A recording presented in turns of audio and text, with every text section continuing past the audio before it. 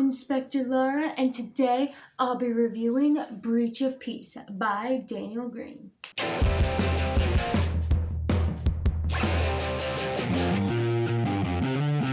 So if you don't know, Daniel Greene is a sci-fi fantasy booktuber, which is cool. I've seen some of his videos and I've enjoyed the ones I've seen.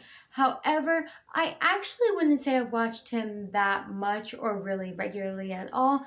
But after hearing about his book coming out and different people talking about it, I thought I'd check it out. However, despite me enjoying Daniel Greene's videos, that will have no effect on my review. So I actually heard that the audiobook accidentally got released early, so I immediately decided to use my first free Audible credit to snatch it up. So also, side note, if you have any books you recommend I check out the audiobook for on Audible with my singular last credit, let me know down below, especially if it's one you want to see a review for. So from what I understand of Breach of Peace, it is the first of 3 novellas that will be released leading up to his big series being released, and they all take place within the same fantasy world. So what is this novella about? Let me read you the blurb. When an imperial family is found butchered, officers of God are called to investigate.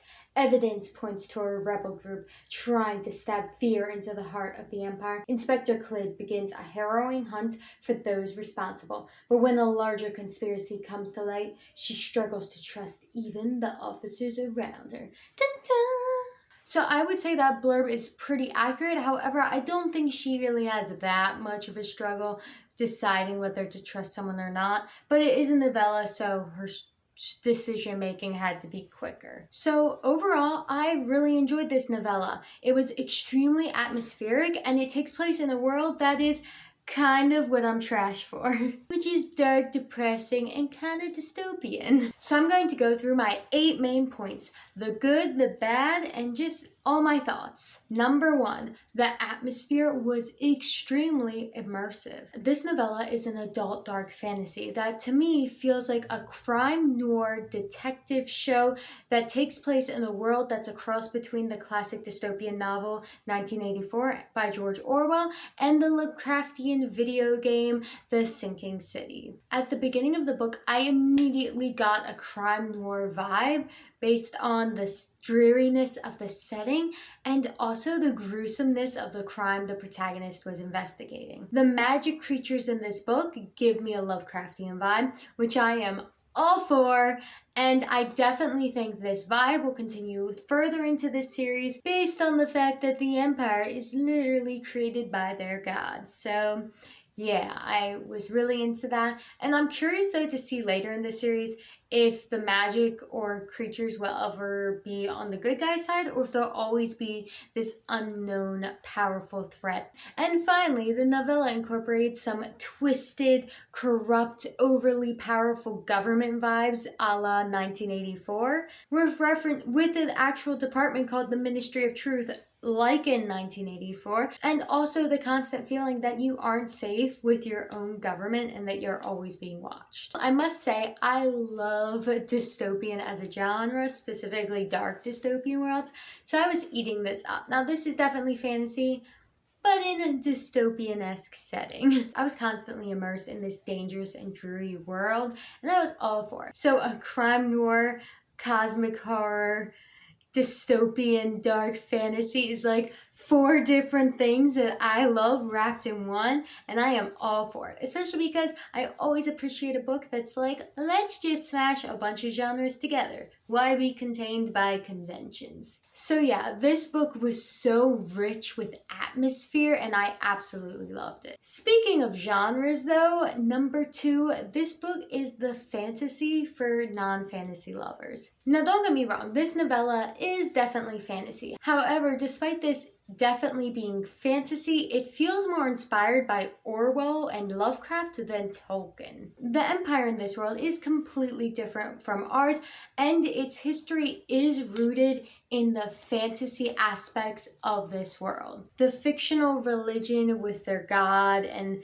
the people being designated by their god and the police even being designated by the god is so rooted all fantasy and their own religion, so it's definitely its own world. However, this world definitely gives me more of a 1940s vibe than the average medieval vibe, which again, I enjoyed. Not that I have anything against medieval fantasy, but I enjoyed this vibe too. There are guns, there are police procedures. However, in this world, the invention of guns comes directly from their almighty, who was worshipped by all of the empire and essentially rules the empire. Despite the magic being so integral to the world, it is also very distant from the average person's life. And this novella was written in a way that could definitely appeal to non-fantasy fans, in that it starts with very little fantasy and it slowly grows over time. And so far it seems like the fantasy elements are not on the good guy's side, which I actually tend to like, because sometimes I feel like fantasy is used too much as Deus Ex Machina, but not enough as a threat. So yeah, I actually think if you want to get into fantasy, this novella might be a really good starter for you. Point number 3, the writing had both good and bad. So I was trying to think of a more punchy title for this point, but this is probably the most accurate one. So at the end of the day, the writing clearly had a lot of good considering how atmospheric the whole novel was. However, I do have a couple suggestions of what could be improved. Number 1, some of the novella is told a bit too much. For example, in one scene, Clyd cuts another character off mid-sentence, but instead of that character's sentence just being cut off and Clyd immediately talking, the book says this. But this family is responsible for one of the greatest scientific... Clyd finally saw an opportunity to cut off Chapman and correct him, and by God, she took it. No, she said, perhaps a little too enthusiastically. Which isn't inherently bad, it's really short, but if you're trying to write fast, quippy dialogue, to me personally, that slows down the pace of it. It's like if you're writing a fight scene and you want it to appear fast, but instead you write the left hand is doing this, and the right hand's doing this, and the right foot's doing this, and it's like you specify too much, slows down the pacing. And to me personally, I think when writing dialogue, if a character is interrupting someone and you put a sentence about how they're interrupting them that isn't even like that short of a sentence, it's like a kind of long, it slows the pacing of the quippy dialogue down. Now, I will say that sentence isn't the worst. It has a very strong voice, which I enjoy the strong voice of the protagonist in the narration, but that's one thing to keep note of. And my other issue with the writing, which is a bit more of a relevant thing to discuss than one sentence, and that is most of the book is third person limited to Clyd's point of view, which is great. I enjoyed that. So there are 2 characters we get perspectives from that aren't Clyd at different points. One is Chapman, who gets the first half of the second chapter, and then the other is a paragraph from the captain's perspective in like near the beginning of the 3rd chapter, which that paragraph is between Clyd's point of views, like it's sandwiched in there, which I don't think any of them were accidental head hopping, especially the first one was such a big one, but I question whether or not it was the right choice, because for the captains, it literally was just to show he was shocked by what they're saying and was in disbelief. And that could have been easily portrayed by just having Clyd see the disbelief on his face and have him say things about not being shocked and being like, what? Which he does say out loud anyway. So the fact that it switched to his point of view just to show his disbelief felt so unnecessary, and I don't understand the point of it. Then Chapman's point of view, when I first read the 2nd chapter and it switched to his point of view, I thought the book was going to go back and forth between Clyd and Chapman. However, the moment Clyd appears in his chapter, it switches to her point of view and his is done forever, which I don't necessarily think was a good choice, because that section did let me know more about Chapman and empathize with him more in ways I didn't from just Clyd's perspective. It helped. However, the novella also could have achieved that by just having him directly interact with Clyd and me get to know him through Clyd, which in turn would have also developed Clyd more and developed their relationship together, which I think I would have cared more, because interpersonal relationships is what really makes characters engaging a lot of the times.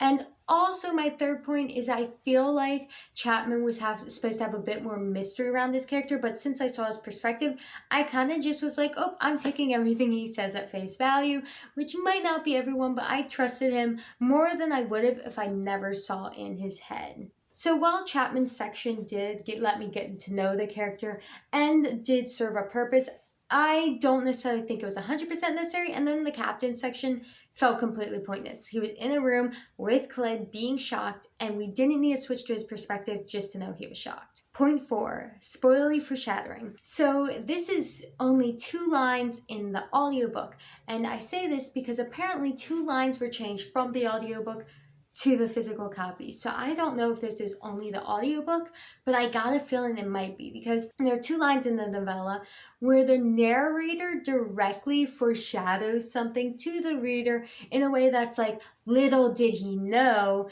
in such a blatant way that kind of spoiled the ending. And I didn't appreciate that, because the ending I completely expected, and I feel like it prevented me from feeling as strongly. This novella is pretty short. It constantly has things happen. It starts with a crime scene, and stuff's happening. You don't need to put that foreshadowing in to keep me going. That sort of thing is like when you're writing a longer book and you want to keep the tension up, and it's not the climax that you're putting in as the kind of spoiling. Like, he spoiled his own climax.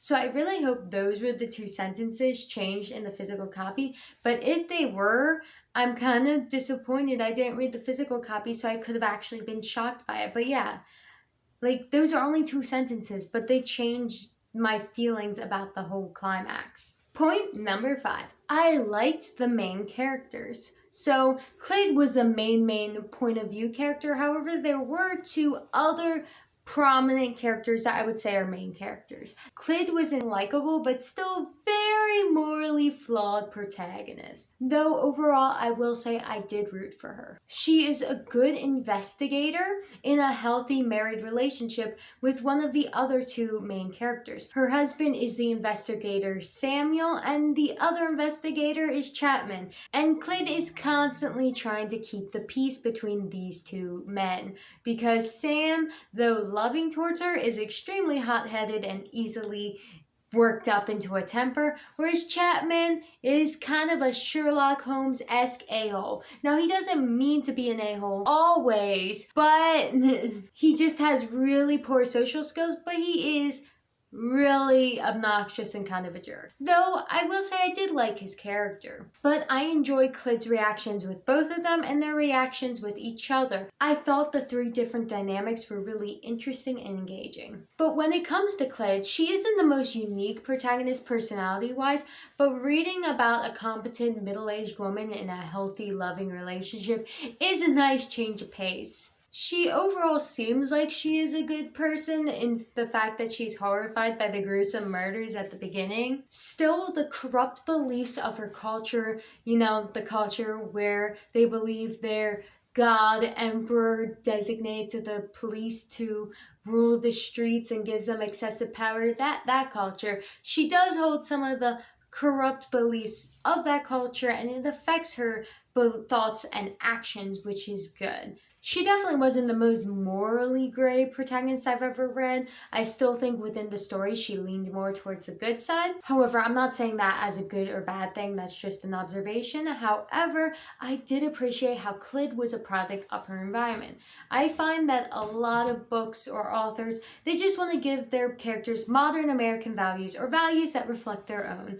But this book, Clyde was a product of her environment, and she had all the corrupt beliefs of her culture that we would not agree with. I think 2 excerpts that clearly paint her more corrupt beliefs are these ones. Beginning a case was an almost holy experience to her. She felt herself drawn closer to the Almighty by carrying out its will through the system it had created. Now, children didn't grow up wishing to be soldiers, but officers. Even low-level patrolmen were treated with respect. Since their founding, the Capitol Police had been a force for good in the community. Those who had been among the first to join were all heralded as local heroes. And then the second excerpt is, the toothless man would be looking over his shoulder for a week, worried about catching a beating from off-duty cops for seditious thoughts. Some precincts did partake in such practices, not the 7th. They never beat civilians unnecessarily. Captain's orders. Orders she agreed with, mostly. These passages are great at depicting both the corruption of the Empire, but also Clyd's own corruption as a result of growing up in this environment. And I appreciated these thoughts scattered throughout, even if her actions lean towards mostly good on the page. She did do some bad stuff, though. I'm not saying she didn't. And while it seemed like Clyd's perspective shifted some in the book, it isn't as great or as much of an internal journey because Clyd's character arc isn't the strongest. It isn't the most internally driven, and she also doesn't do much or really any at all self-reflection on her own shortcomings. She more so has realizations about the outside world. Now, the book is entirely from Clyd's perspective, and she doesn't really condemn her own actions. However, to me, her straightforward just saying her beliefs like in the excerpts I said before, especially since it's an adult book, and I feel like an adult book doesn't need to hold your hand like that. However, if you do not want to read from the perspective of an overpowered cop who is corrupt in a corrupt system, who doesn't really self-reflect, then this might not be the novella for you. However, I think the way it was written made sense, because if Clyd was like thinking bad things and then being like, oh, they're bad, then she would feel more like a card-carrying villain, when in reality, she's supposed to be a character who thinks she's doing the right thing. That's the whole point of the story. It wouldn't work if she was like, I'm so bad, but I don't care. Ooh, yeah. Point number 6. The side characters were flat. Sam is one of the main characters, but he's also kind of a side character, and I feel like he also was a bit flat. He is a loving husband and hot-tempered, and also one of his moral flaws pertaining to his position is that he has a tendency to break jurisdiction to investigate a case further, which is interesting, but it's literally only mentioned as like a sentence of narration to tell us almost more about his past. Like, it's almost just backstory that's a thing he does sometimes, but it doesn't actually happen in the story. So one thing is that this book was trying to portray that how their over excessive amount of power can cause some corruption. And though these characters aren't like the most crazy corrupt in the society, I think it would have been effective to actually show Samuel break a rule or two. And maybe he faced consequences, maybe he didn't, or maybe the only consequence he faced was his wife scolding him. But either way, I think that might have been an interesting thing to incorporate. But I do think a lot of the other characters feeling flat had more to do with the length of the story than actually shortcomings in the writing. However, I do have one thing that I think, if it had been changed, could have better fleshed out the characters. The length of the novella doesn't necessarily matter as much as how many interactions these side characters have with the protagonist. That has more to do with fleshing out the character and what happens in those interactions and how meaningful and complex they are. However, many of the interactions in this novella were the pretty average detectives talking about a case with each other, being like, oh my gosh, that's crazy, or I got your back. None of them were that complex or groundbreaking. And I think also one thing that could have helped was that when the captain is introduced, the chapter opens with Clyd thinking about the Empire and then ends up thinking about the captain. She thinks about his past in the Force, how great he is, how he opened up soup kitchens, and how she respects him and is glad to work for him. And then it goes to them talking, a pretty basic conversation that's already been started of her saying what happened and him not believing her. And then another character comes in and switches to his point of view so he can say, oh my gosh, I don't believe this, in his head. And yeah.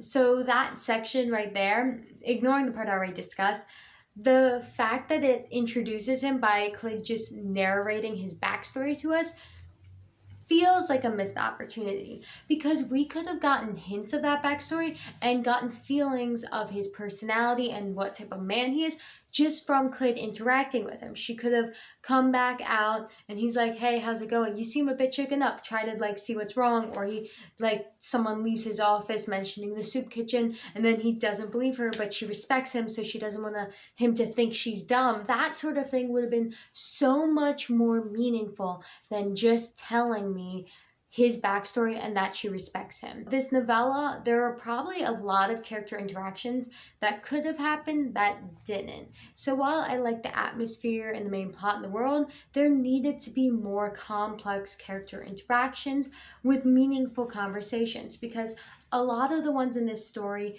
were pretty average ones that could fit in any other detective show or with any other married couple, and I would have enjoyed a bit more. Like, these scenes are effective enough to carry the story, but if there had actually been in-depth showing of these characters' personalities and relationships, that would have been much more powerful, and I probably would have felt a lot more attached to these characters.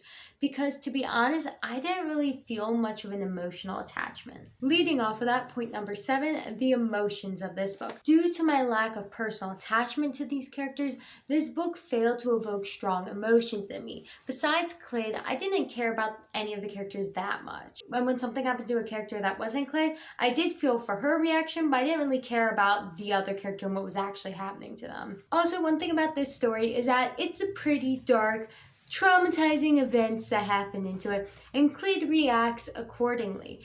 Also, one thing that dulled my emotional reaction to the story is that Clyde gets scared or traumatized or overwhelmed a bit too often in the story. Not a crazy amount, but at the beginning she gets freaked out before there's really any danger, and that sort of reaction makes it so when later in the story, when there's a climax and I want to feel for her, since she already reacted so strongly at the beginning, I don't feel strong later on. Finally, I want to discuss number 8. Was the length of this novella justified, or should it have just been a novella? So novellas are great and fun, and I have nothing against them. However, when I first heard of this, I was worried it was actually just a full-length novel that he was splitting into 3 parts. That is not the case at all. This story definitely justified its length. I think the beginning scene and the ending scene were both the right choices for this story. It began at the perfect place and it ended at the perfect place. My only critique is that I think it could have had a few more scenes within it, or at least fleshed out the scenes it did have, to make me care more about the characters and build up tension more. Especially, as I said, with the captain, that scene with her just narrating his past and then hopping into his head to act shocked, that one could have cut out the head hop and the telling of his backstory and just fleshed it out into a more in-depth conversation, which probably would have resulted in it being longer, but also would have made me care about the characters more, and it definitely wouldn't have pushed it past the novella. Like, this was very short. And honestly, though, I don't have any other specific scenes I have comments on like that, I do think the characters could have had more interactions to flesh them out more and get me to care a bit more, maybe add some tension. However, not really too much. This story couldn't have added a lot. That would have messed up with the flow of the story. Maybe it could have if it changed the timetable of things days-wise.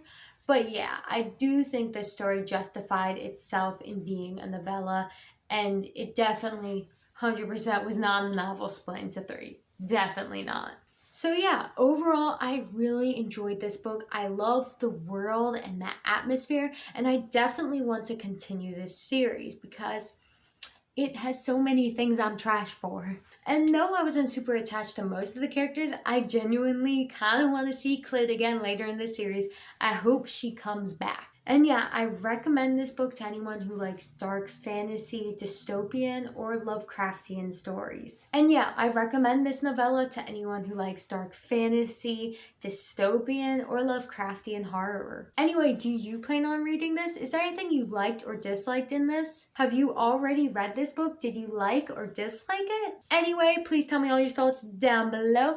Thank you for watching. I hope you enjoyed this video, and I'll see you later.